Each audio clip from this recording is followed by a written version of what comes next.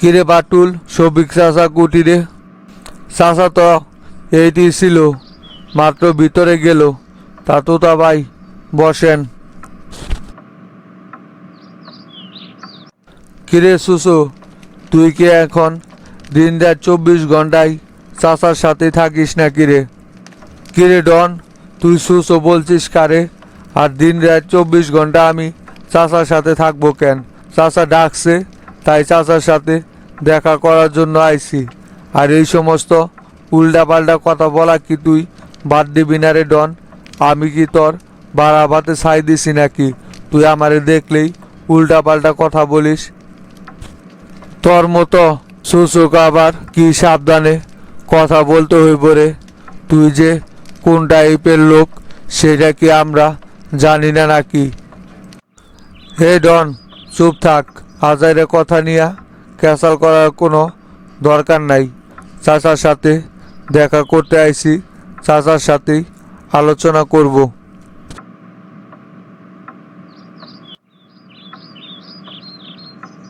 কিরে তোতা, তুই এই সময় আমার বাড়িতে কি করিস? এইসব কি বলতেছেন চাচা আপনি? আমি আপনার বাড়িতে কি করি মানে? আমি কি আপনার বাড়িতে আপনার সাথে দেখা করার জন্য আসতে পারি না? আপনার সাথে সাদা ইমার্জেন্সি আলোচনা করার আছে আমার। বসেন এইটি। না না, তোর মতো বেঈমানের সাথে আমার কোনো আলোচনা নাই। তুই হচ্ছিস খাড়া একটা বেঈমান। তোর সাথে আবার কি আলোচনা করবো রে আমি? আপনি যে আমাকে বেঈমান বলতেছেন, আমি আপনার সাথে কি এমন বেঈমানি করছি চাচা? আবার বলতেছিস যে তুই কোনো বেঈমানি করস নাই আমার সাথে, তাই না? কেরে তুই এতদিন যাবৎ আমার পিছনে থাইকা নির্বাচন করার আশ্বাস দিছস, আর এখন কিনা শেষ পর্যন্ত তুই নিজেই শামসুর কাছ থেকে নমিনেশন বাগায়ে নিলি। তুই তো আসলেই খাড়া একটা বেঈমান। তোর ভিতরে কোনো ধর্মকর্ম আছে নাকি রে? হইছে, এত পাটসাট নিয়া কথা বললেন না চাচা। আপনি নিজে চিন্তা করে দেখেন আপনি কি করছেন। আপনি কি আমার কথা মতো চলছেন নাকি যে আমি আপনার হইয়া কাজ করব? আপনার এই সমস্ত উল্টাপাল্টা কার্যক্রম দেখেই তো আমি নিজে এমপি পদে নির্বাচন করার ব্যক্ত প্রকাশ করলাম শামসু ভাইয়ের কাছে। তাছাড়া তো আমি কখনোই মুখ দিয়ে বের করছিলাম না যে আমি এমপি নির্বাচন করব। আপনার জন্যই তো আমার এই নির্বাচন করার আগ্রহটা বের করতে হইল, কারণ আমি বুঝতে পারছিলাম যে আপনি যে রাস্তায় চলতেছেন এইভাবে চললে শামসু ভাই কখনোই আপনাকে নমিনেশন দিবে না। ক্যাশ শফিক চাচা, তোতা ভাই নমিনেশন পাওয়াতে কি আপনার কোনো লস হয়েছে? বরঞ্চ আপনার তো আরও খুশি হওয়ার কথা। আপনি অথবা তোতা ভাই দুইজনের একজনে নমিনেশন পাইলেই তো হইল। আপনার কপাল ভালো যে এইখানে মাস্টার বা হাবিব নমিনেশন পায় নাই। যদি আজকে মাস্টার বা হাবিব নমিনেশনটা পাইতো, তাহলে আপনার রাজনীতিটা কোন জায়গায় যায় ঠেকতো সেটা একবার চিন্তা করে দেখছেন? অযথাই যে আপনি তোতা ভাইয়ের উপর রাগ করে বসে আছেন। হইছে, তোদের এত জ্ঞানের কথা বলতে হইব না। কে যে কীরকম সেইটা আমার খুব ভালো কইরাই জানা হয়ে গেছে। ওই মাস্টার হাবিব আর তোতা কেউই আলাদা না, সবাই এক ঘাটের পানি। আমার সাথে সবাই মিলা তোরা বেইমানি করছস। তোদেরকে আমার খুব ভালোভাবে চেনা হয়ে গেছে। এখন আমার রাজনীতি আমাকেই করতে হইব, কাউকে আমার সঙ্গে লাগবো না। দেখেন চাচা, রাগ করে থাকেন না। ডন যা বলছে একেবারে খারাপ বলে নাই। ডন কিন্তু কথাটা ঠিকই বলছে। আমি যদি বগুড়া থেকে এমপি হই, তাহলে কি আমি আপনাকে কখনোই ভুলে যাইব নাকি? আপনার সঙ্গে থাইকেই তো রাজনীতি শিখলাম। আপনাকে তো এখানে অবমূল্যায়ন করার কোনো কিছুই নাই। তাই বলি কি চাচা, সকলে মিলা আমার নির্বাচন করেন, যাতে আমি বগুড়া থেকে নির্বাচিত হইতে পারি। আমি কিন্তু কখনোই আপনার কথার বাইরে কোনো কাজ করি নাই। অবৈধ 2 নাম্বারই যাই নাও, তারপরেও কিন্তু আপনার কথাই আমি সব সময় রাখছি। হয়তো স্বার্থের জন্য সবাই লাফায়, আমি যে তোরে যুক্তি বুদ্ধিগুলো দিছি তাতে কইরা কি তোর কোনো লস হইছে? বরঞ্চ তোর পকেটেই আমার চাইতে আরো বেশি টাকা ঢুকছে। কিন্তু তুই তোর দেওয়া কথা রাখস নাই আমার সাথে, তাই আমিও তোর সাথে আর কোনোভাবেই মিলে রাজনীতি করব না। তুই তোর রাজনীতি কর, আমি আমার রাজনীতি করব। আমি ঘোষণা দিছি বগুড়া থেকে আমি স্বতন্ত্র নির্বাচন করব। দেখি আমাকে কে আটকায়। দেখেন চাচা, আজাইরা কিন্তু জিত করেন না, এতে কইরা আপনারই লস হইব। আপনি কিন্তু কখনোই স্বতন্ত্র থেকে জনতা পার্টির বিরুদ্ধে নির্বাচন কইরা বগুড়া থেকে নির্বাচিত হইতে পারবেন না। শামসুর পুরা প্যানেল কিন্তু আমার হইয়া কাজ করব।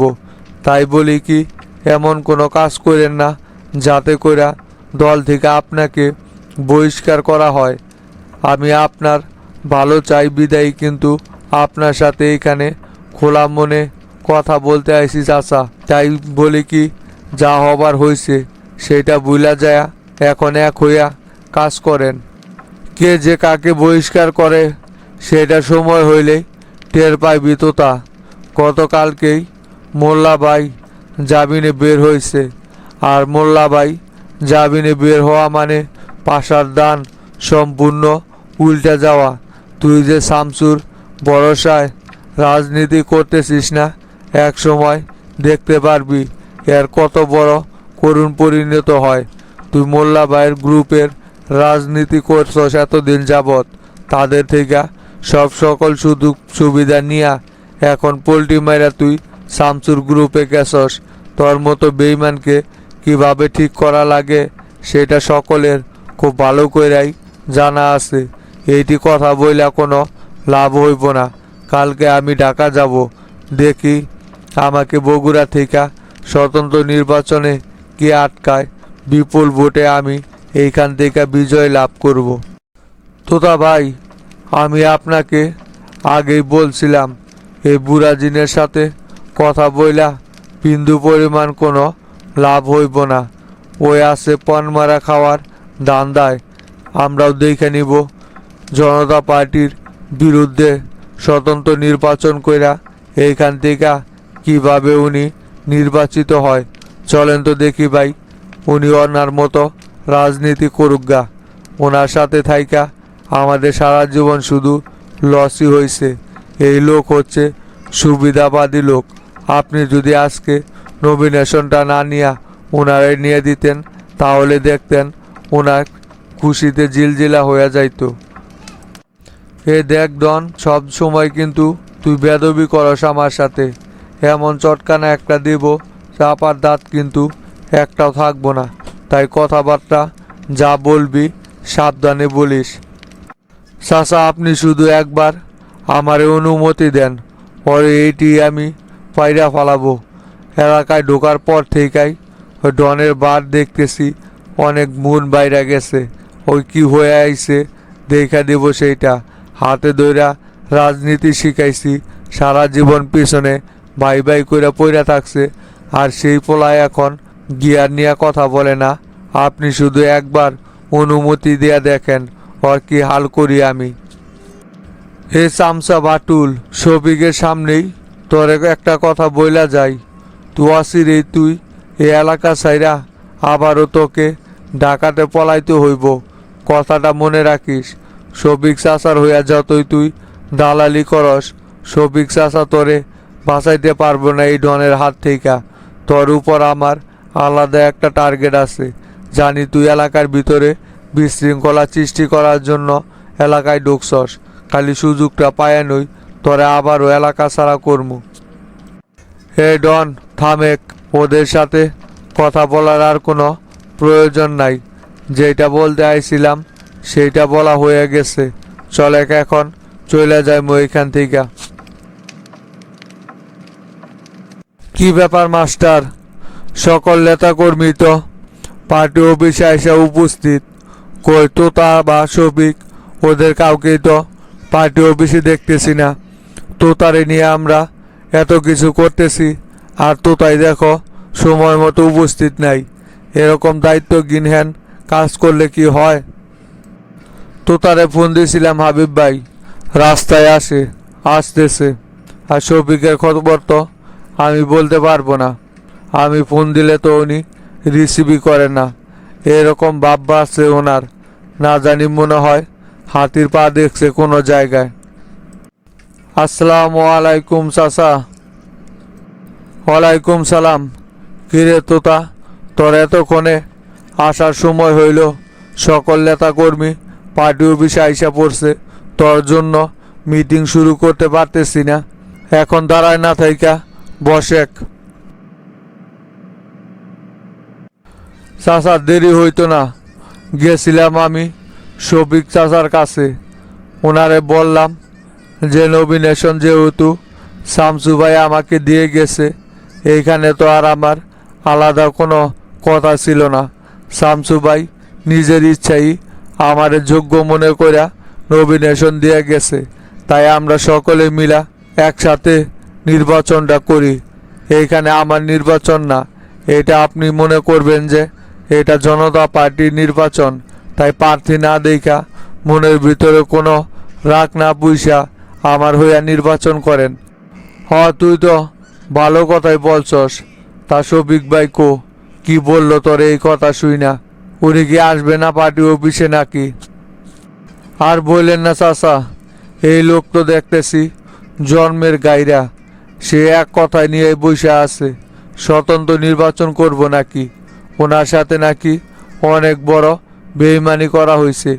এই নমিনেশনের নাকি একমাত্র যোগ্য ব্যক্তি উনি ছিলেন, তাই ওনার নমিনেশন না দেওয়াতে ওনার সাথে অবহেলা করা হয়েছে। তাই অবহেলিত উনি রাজনীতি করবে না, স্বতন্ত্র প্রার্থী থেকে নির্বাচন কইরা জয় লাভ কইরা নাকি শামসু ভাইকে দেখিয়ে দিবে শফিকের পাওয়ার কতটুকু।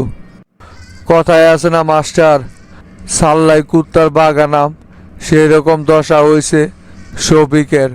ভোট নাই 300, উনি স্বতন্ত্র থেকে নির্বাচন করব। যেখানে মাস্টারের মতো যোগ্য প্রার্থী থাকতে শামসু তোতারে নমিনেশনের ঘোষণা করছে, সেটা নিয়ে মাস্টার বা আমরা কোনো রকমের কোনো প্রশ্ন তুলতেছি না। আর কোটিকার কোন শফিক, যার ভোট পুরা উপজেলা মিলাইয়া 300 খুঁজা পাওয়া যাইব না, এরকম একটা দুর্নীতিবাজের নাকি নমিনেশন পাওয়ার যোগ্য ব্যক্তি। এই সমস্ত কথা শুনলে তো নিজেরই হাসি আসে মাস্টার। ওর কত বড় সাহস শামসুর কথার বিরুদ্ধে যায়া নির্বাচন কইরা ওই কি বগুড়া থেকে নির্বাচিত হইতে পারবো বলো মাস্টার? হাবিব ভাই, এখানে অনেক বড় একটা ষড়যন্ত্র চলতেছে। শামসুকে অপমানিত করার জন্য কেন্দ্র থেকে দেখেন গা শফিকরে তলে তলে কেউ উস্কানি দিচ্ছে, যার কারণেই শফিক এত বড় সিদ্ধান্ত নেওয়ার সাহস পাইছে।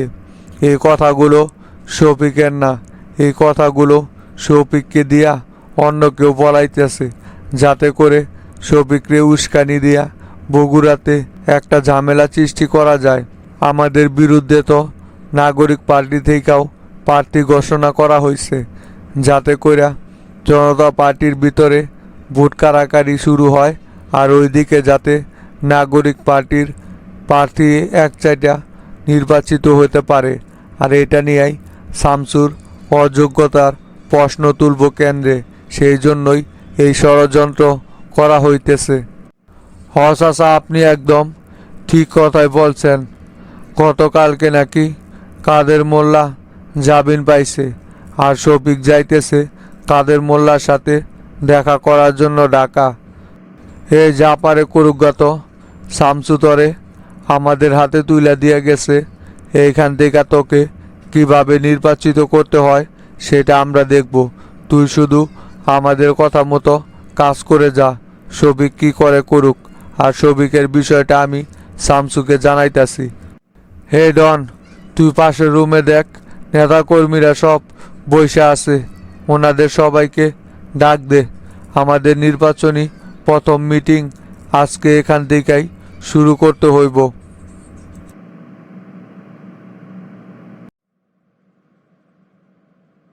স্যার, টেডি শাকিলের সাথে দেখা করার জন্য শামসু স্যার কি এখনই আসবে, না ওনার আসতে একটু দেরি হইব? তাই তো বললো শামসু, এখনই নাকি আসবে ওই টেডি শাকিলের সাথে দেখা করার জন্য। তাই এই দিকের সব প্রস্তুতি কি নেওয়া হয়েছে দুর্জয়? শোনো, এমনিতেই কিন্তু ওরে আমরা ধরতে পারি নাই। শামসু আমাদের উপর রেগে আছে। তার ভিতরে যদি আইসে আবার কোনো উল্টা পাল্টা দেখে, তখন কিন্তু আরো রাগারাগি করবে। না না স্যার, এদিকে সব কিছু ঠিকঠাকভাবেই প্রস্তুতি নেওয়া আছে। শামসু স্যার আইসা কোনো কিছুই ভুল ধরতে পারবো না। হাসানকে আমি স্টিল ওর দরজার সামনে দাঁড়া করে রাখছি। একটা কাকপক্ষীয় আমাদের অনুমতি ছাড়া ওর সেলে ঢুকতে পারবে না। ভালো করছ। শামসু আসার আগ পর্যন্ত আমাদের এদিকে কড়া নিরাপত্তা দিয়ে যেতে হবে। এমনিতেই অনেক ঝামেলা হয়ে গেছে, নতুন করে আমি আর কোনো ঝামেলা দেখতে চাই না। স্যার, আপনি তো একবার দেখতেও গেলেন না ডেন্ডি শাকিলকে। আপনার একটু দেখা করা দরকার ছিল না স্যার? চলেন ওর সাথে একটু দেখা করে আসি আমরা। দুর্জয়, তুমি ঠিকই বলছো। ওই কত বড় মাপের সন্ত্রাসী, ওর সাথে তো একটু দেখা করা দরকারই ছিল। পুলিশের নাকের ডগা দিয়া বের হয়ে গেল, আমরা কিচ্ছুটি টের পাইলাম না। চলো দেখি ওর সাথে একটু দেখা করে আসি। কিরে শাকিল, তোর কত বড় কলিজা! তুই শামসুর মতো জাতীয় একজন নেতার বাসায় ঢুইকা তারে হত্যা করার চেষ্টা করিস। তোর সাহস দেখে তো আমি হতবাক হয়ে যাই। আমার সাহসের আপনারা দেখছেন কি? আমাকে যারা ভালোভাবে চিনে তারা জানে যে এই ডেন্ডি শাকিল কি জিনিস। শামসুকে তো আমি গুনাই ধরি না। পরে তো আমি ওই দিনই খেয়া ফেলাইতাম। শুধুমাত্র আমার লগে থাকা চ্যাংড়াটার একটু ভুলের কারণে আজকে এই পরিণতি হইল। তা না হলে শামসুর তো এতক্ষণ লাশ হয়ে পড়ে থাকার কথা ছিল। কে রে, তোর তো দেখতেছি এখনো চড়াং চড়াং কথা যায় নাই। দাঁড়া, শামসু আসতেছে একটু পর। শামসু আসলেই বুঝতে পারবি যে শামসু কোন জিনিস। শামসুর উপর আক্রমণ করাটা যে তোর কত বড় ভুল ছিল, সেটা এবার হারে হারে টের পাইবি তুই। শুধুমাত্র শামসু কেন, শামসুর বাপও যদি এইখানে আসে, আমাকে কিছুই করতে পারবে না। আপনারা আমাকে বেশি দিন এইভাবে আটকাতে রাখতে পারবেন না। দেখবেন ঠিকই আমি এইখান থেকে বের হয়ে যাইব, আর শামসুর মৃত্যু আমার হাতে লেখা আছে। তোর কপালটা ভালো রে শাকিল, আমার কিছু করার অনুমতি নাই। তা না হলে তোকে এটি আমি শেষ করে দিতাম।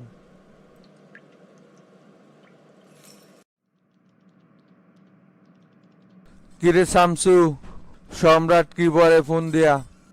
ডেন্ডি শাকিলকে নাকি ওদের কাছে মাত্রই হস্তান্তর করলো, তাই আমারে যাইতে বলতেছে ডেন্ডি শাকিলের সাথে কথা বলার জন্য। তাইলে তুই কি করতেছিস? এখনই যাবি ডেন্ডি শাকিলের সাথে কথা বলার জন্য, না রমজান আসলে রমজানকে সাথে করে নিয়ে যা? দেখি রমজান আসুক, রমজানকে সাথে নিয়েই বের হব।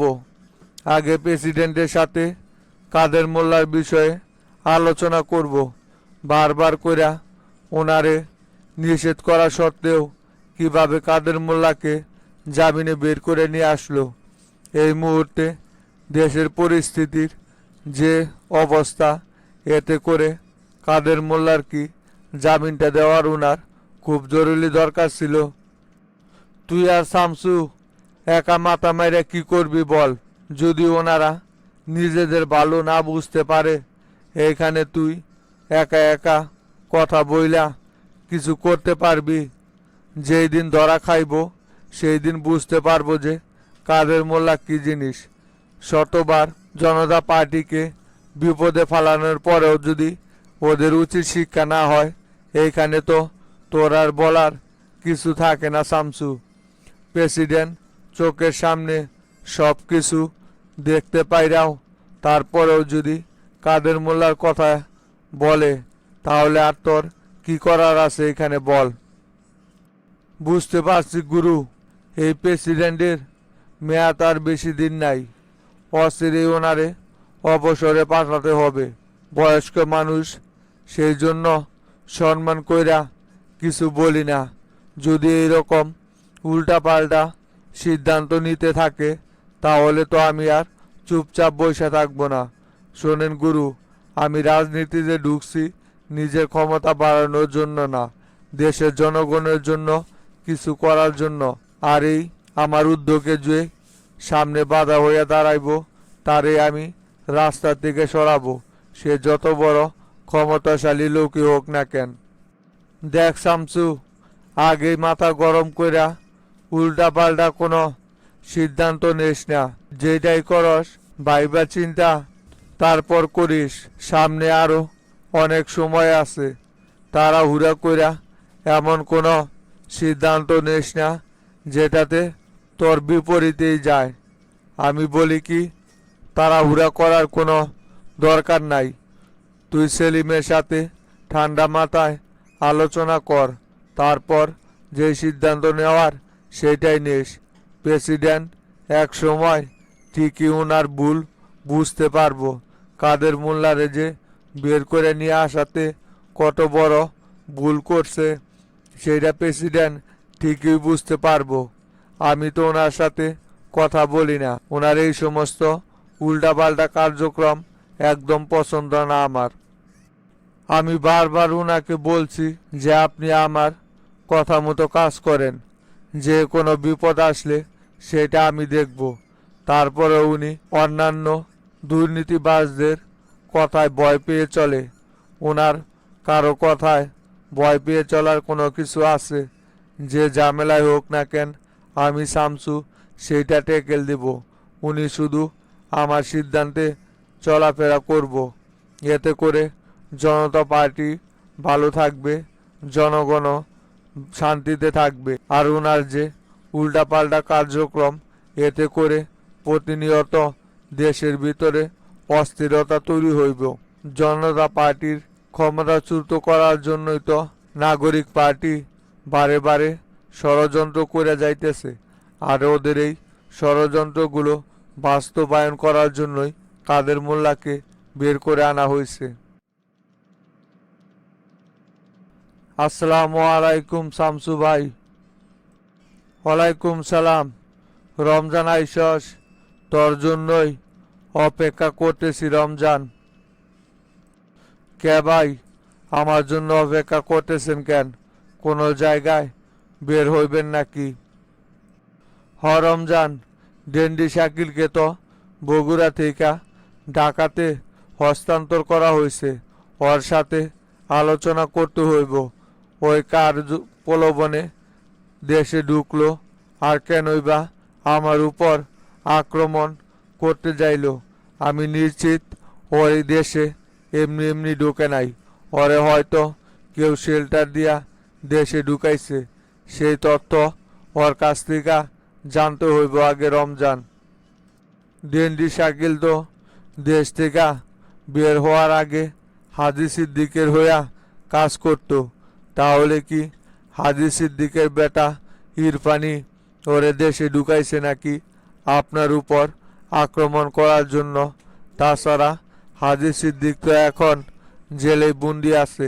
একমাত্র ইরফান আর লিয়াকতই পারে ওদেরকে দেশে ঢুকাইতে। কে দেশে ঢুকাইছে সেটা ওর সাথে কথা বললেই বোঝা যাইব। চলেক।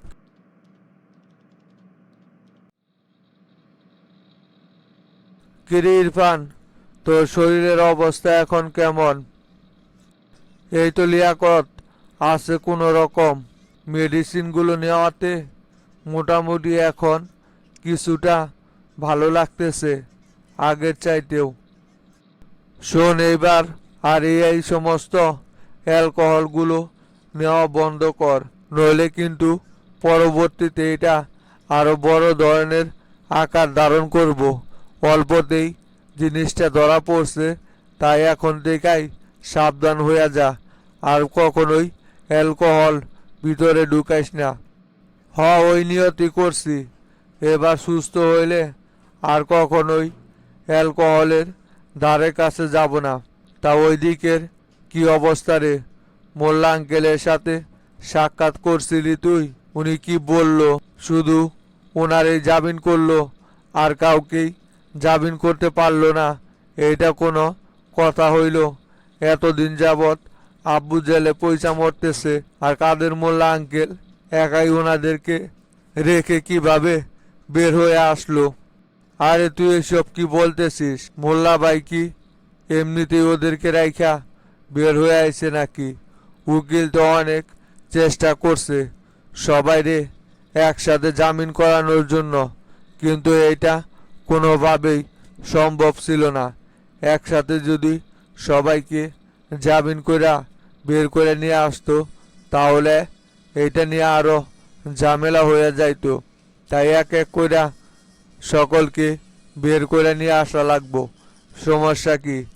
মোল্লা আঙ্কেল এখন বাইরে আছে, ওনাকে নিয়ে আমরা এমন এমন প্ল্যান সাজাবো যে জনতা পার্টি বাধ্য হইয়া সকলকে ছেড়ে দিবে। এতদিন তো আমরা অভিভাবক ছাড়া শামসুর সাথে লড়াই করে এসেছি, এখন মোল্লা ভাইয়ের মতো একজন অভিভাবক তো আমাদের কাছে আসে। লিয়াকত, আমাদের শুধু সারা জীবন প্ল্যানই সাজায় যাইতে হইব, আর মাঝখান দিকা প্রতিবারই শামসু গোল দিয়া যাইব। দেখবি কোনোভাবেই আমরা শামসুকে পরাজিত করতে পারবো না। এতদিন যাবৎ শামসুর পিছনে লাইগাও, যেহেতু শামসুর এখন পর্যন্ত কোনো কিছুই করতে পারলাম না, ভবিষ্যতেও আর শামসুর কোনো ক্ষতি করতে পারবি না, এটা মাথায় রাখিস। এখন আর সে আগের মতো পরিস্থিতি নাই। এখন জনতা পার্টির বেশিরভাগ নেতাই মোল্লা গ্রুপের পক্ষে কথা বলে। আগে যারা শামসুর পক্ষে কথা বইলা শামসুকে দলের ভিতরে অন্তর্গত করছিল, তারা এখন হারে হারে বুঝতে পারছে যে মোল্লা গ্রুপ না থাকলে দলের ভিতরে তাদের কারোরই অস্তিত্ব থাকবে না। তাই তো সকলেই একজোট হয়ে এখন শামসুকে হটানোর মিশনে নামছে। দেখলি না, স্বয়ং প্রেসিডেন্টও মোল্লা আঙ্কেলের জামিনের বিষয়ে তদারকি করলো। এটা কি এমনি এমনি হয়েছে নাকি তুই মনে করতেছিস? দলের ভিতরের চাপে পড়েই তো প্রেসিডেন্ট এই নির্দেশ দিতে বাধ্য হয়েছে। তাছাড়া এতদিন তো প্রেসিডেন্ট এই ধরনের কথা বলে নাই। আচ্ছা, দেখা যায় বনি তোদের প্ল্যান কতটা কাজে দেয়। কত প্ল্যান তো এই জীবনে কইরা আসলি। তা বগুড়া থেকে কোনো আপডেট এখন পর্যন্ত আসে নাই রে?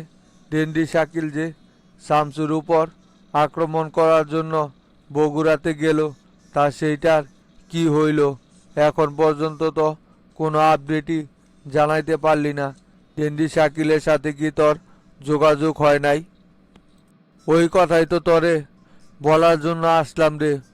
ডেন্ডি শাকিল তো গতকালকে শামসুর উপর আক্রমণ করতে যায় শামসুর নিরাপত্তা দায়িত্বে থাকা পুলিশের কাছে ধরা পড়ছে। ওরা নাকি দুইজন ছিল, একজন স্পট ডেট, আর একজনকে পুলিশ গ্রেপ্তার কইরা ঢাকাতে পাঠাইছে জিজ্ঞাসাবাদ করার জন্য। অবশেষে এই ডেন্ডি শাকিলও শামসুর কাছে ধরা পড়ল। যেটা ভাবছিলাম সেইটাই।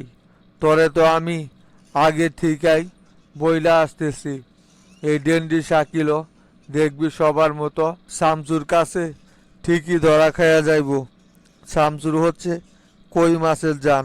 ওরে শেষ করার জন্য এই পর্যন্ত আমরা কোন পদক্ষেপ নিছি নাকি কোনোটাই কি কাজে দিছে?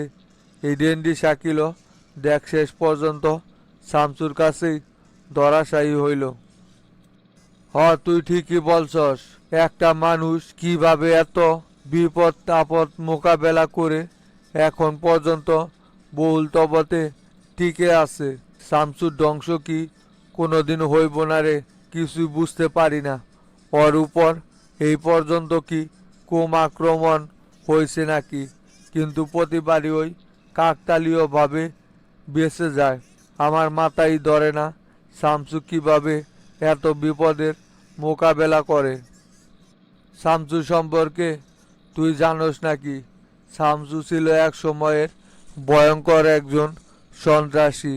পুরো আন্ডারওয়ার্ল্ড ওর ভয়ে থরথর করে কাঁপত। শামসুকে ধ্বংস করা এতই সোজা না রে। শুনে ইরফান, আমি এখন তাহলে যাই। মোল্লা আঙ্কেল হয়তোবা রাতে তোর সাথে দেখা করার জন্য আসতে পারে। তোর অসুস্থতার কথা শুনা বলল যে রাতে আমি যাইব ইরফানকে দেখার জন্য। তাহলে তুই আর কোনো জায়গায় বের হইস না। এই অসুস্থ শরীর লিয়া বাসায় থাক। কোনো প্রয়োজন হইলে আমারে ফোন করিস।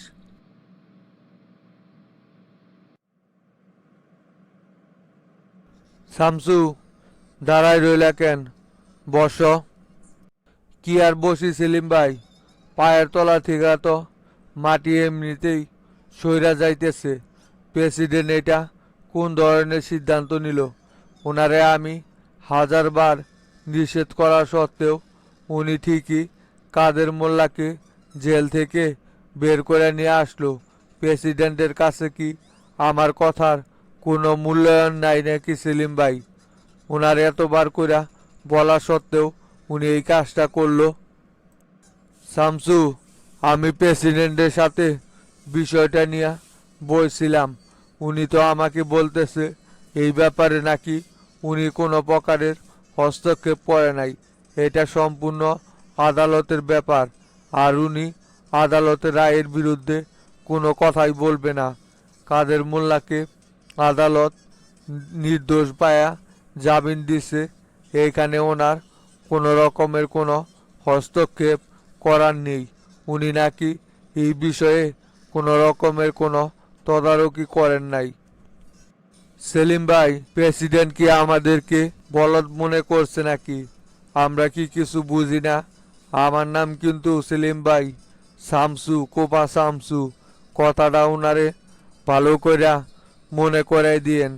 কোথাকার প্ল্যান কোথায় যে খাটাইতেছে এই সবই কিন্তু শামসুর মাথায় ঠিকই ঢুইকা পড়ছে। আমারে তাড়াহুড়া কইরা শহর থেকে বগুড়াতে পাঠানোর মেন উদ্দেশ্য ছিল এইটা। আসলেই বগুড়ার উপনির্বাচনটা কোনো ইস্যু ছিল না। মেন কথা হচ্ছে আমাকে কিভাবে ঢাকা থেকে বের করা যায়। আর আমাকে ঢাকা থেকে বের করার পরই কাদের মোল্লার জামিনের বিষয়ে কনফার্ম করছে প্রেসিডেন্ট। প্রেসিডেন্ট এখানে 100% হস্তক্ষেপ করছে। উনি এখন নিষেধ করলে হইব নাকি? আমরা কি কিছু বুঝতে পারি না? এখন কি করবা? প্রেসিডেন্ট যদি নিজের মুখেই অস্বীকার যায় তাহলে এখানে আমরা আর কি করব বলো? সমস্যা নাই। কাদের মোল্লা জেল থেকে বের হয়েছে, তাতে কি হয়েছে? কাদের মোল্লা আমাদের বিরুদ্ধে কোনো কিছু যদি করতে যায় তাহলে আর পরিণতি আবারও সেই আগের মতোই হইব। আমরা সব সময় সক্রিয়ভাবেই কাজ করব। প্রেসিডেন্ট দেখি কাদের মোল্লাকে কতদিন আগলে রাখতে পারে। ঠিকই কাদের মোল্লা আবারও একটা আকাম করে বসবো। তখন প্রেসিডেন্ট ঠিকই বুঝতে পারবো যে ওনারে বের করে নিয়ে আইসা কত বড় একটা ভুল করছে। সেটা বুঝতে তো পারবো নিশ্চিত, কিন্তু এমন সময় বুঝবো যখন কাদের মোল্লা অলরেডি আকাম একটা কইরা থাকবো। এমনিতেই ওরা দেশের অবস্থা যে গভীরতম নিকটে নিয়ে গিয়েছিল সেইখান থেকে অনেক কষ্টে আমি আবারও সব কিছু ঠিকঠাক করছি। আর এই সময়ই প্রেসিডেন্ট এই আকামটা কইরা বসলো। যদি বগুড়ার উপনির্বাচনটা মেন উদ্দেশ্য থাকতো, তাহলে প্রেসিডেন্ট অবশ্যই আমাকে জিজ্ঞাসা করতো যে আমি বগুড়াতে কাকে নমিনেশন দিয়েছি। কিন্তু দেখেন, এখন পর্যন্ত প্রেসিডেন্ট কিন্তু এই বিষয়ে আমাকে কোনো কিছুই জিজ্ঞাসা করে নাই। এর মানে কি বোঝা যায় সেলিম ভাই? যাই হোক শামসু, ওইগুলো নিয়ে আর কথা বলে কোনো লাভ নাই। তুমি যে তোতারে নমিনেশনটা দিয়া সবচাইতে বুদ্ধিমানের একটা কাজ করছো, সেই প্রশংসা তোমাকে করতেই হইব শামসু। দলের ভিতরে অনেকেই তো অপেক্ষায় ছিল যে তুমি কখন তোমার চাচা মাস্টারকে এমপি হিসাবে ঘোষণা করো। আর সাথে সাথে ওরা এইটাকে নিয়ে অনেক বড় একটা ইস্যু তৈরি করত। কিন্তু তুমি যখনই তোতাকে নমিনেশন দিছ, সাথে সাথে সকলের মুখ একেবারে কালো পেঁচার মতো হয়ে গেছে। কেউ আর এখন নমিনেশন নিয়ে কোনো রকমের কোনো কথা বলতে পারতেছে না। সবাই একদম চুপ হয়ে গেছে তোমার একটা সিদ্ধান্তেই। সেলিম ভাই, এই শামসুর সাথে গেম খেলতে হইলে আরও কয়েকবার ওদেরকে জন্ম নিতে হইব। আমার সাথে গেম খেলা এত সোজা না। এই শামসু যদি এক পা সামনে বাড়ায়, সেটাও 10 বার বাইবা তারপর সামনে পা বাড়ায়। শামসুর সাথে এত তাড়াতাড়ি পেরে ওঠা সম্ভব নাকি? আমিও জানতাম যে যদি আমি মাস্টার চাচাকে নমিনেশন দেই, যদিও উনি সবচাইতে যোগ্য ব্যক্তি, তারপরেও এটা নিয়ে সকলেই প্রেসিডেন্টের কাছে আমার নামে বিভিন্ন রকমের তকমা সরাইতে থাকবো যে আমি পরিবারের সদস্যদের প্রাধান্য দেই, দলের ত্যাগী নেতাদেরকে কোনো রকমের মূল্যায়ন করি না। এই একটা কারণ নিয়ে ওরা সামনে আরও কয়েক রকমের কারণ খুঁজা বের করে নিয়ে আসতো। ওদের মুখ বন্ধ করতেই এই কাজটা করছি আমি। হ্যাঁ, একেবারে তুমি আমার মনের মতোই সিদ্ধান্ত নিছ। তা শামসু, সম্রাট কি তোমারে ফোন দিছিল নাকি?